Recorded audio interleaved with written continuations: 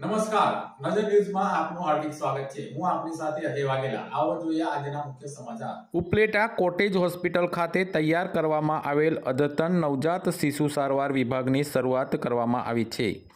રાજકોટ જિલ્લાના ઉપલેટામાં કોટેજ હોસ્પિટલમાં માનનીય શ્રી ગુજરાત સરકાર શ્રીના આરોગ્ય અને પરિવાર કલ્યાણ વિભાગ દ્વારા માતૃ બાળ કલ્યાણ સેવાઓને સુદૃઢ કરવા માટે ઉપલેટા કોટેજ હોસ્પિટલ ખાતે તૈયાર કરવામાં આવેલ અદ્યતન નવજાત શિશુ સારવાર શ્રી રમેશભાઈ ધાડુક માન્ય સાંસદ સભ્ય શ્રી પોરબંદરના વરદ હસ્તે લોકાર્પણ કરવામાં આવ્યું હતું।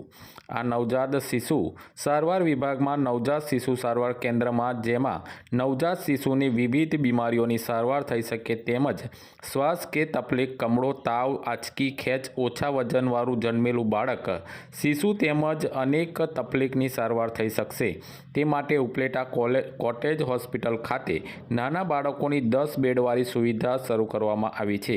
આ કાર્યક્રમમાં કલેક્ટરના માર્ગદર્શન અને પ્રેરણાથી કોટેજ હોસ્પિટલના રોગી કલ્યાણ સમિતિના ફંડમાંથી 48 લાખના ખર્ચે આ આધુનિક સુવિધાઓવાળું લોકાર્પણ કરવામાં આવ્યું હતું। हेलो, डॉक्टर ख्याति केशवाला गरेजा, सुप्रिटेन्डेंट कॉटेज हॉस्पिटल।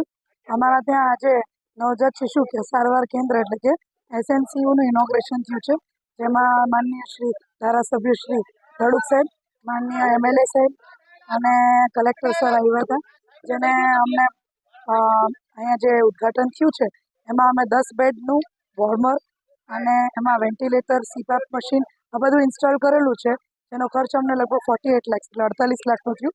જેમાં કલેક્ટર સાહેબની પ્રેરણા હતી, કલેક્ટર સાહેબનું ફંડ પણ છે અને અમારા રોગી કલ્યાણ સમિતિનું પણ ફંડ છે।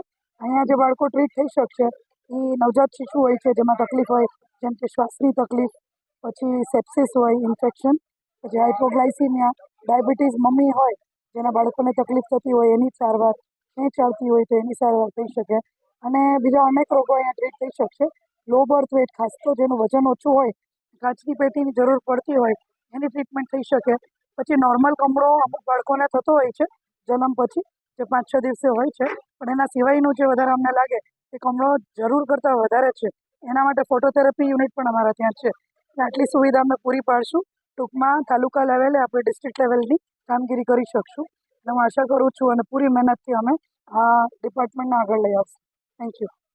આજે બાળકો માટેનું એક આઈસીયુ હોસ્પિટલનું ઉદ્ઘાટન ઉપલેટા ખાતે કરવામાં આવ્યું છે અને ખૂબ સરસ મજાનું આ આઈસીયુ હોસ્પિટલ બનાવવામાં આવ્યું છે। નાના બાળકો માટે બહાર હોસ્પિટલમાં 10,000 રૂપિયા દેતા પણ સુવિધા ન મળે એવી સુવિધા અહીંયા ઊભી કરવામાં આવી છે।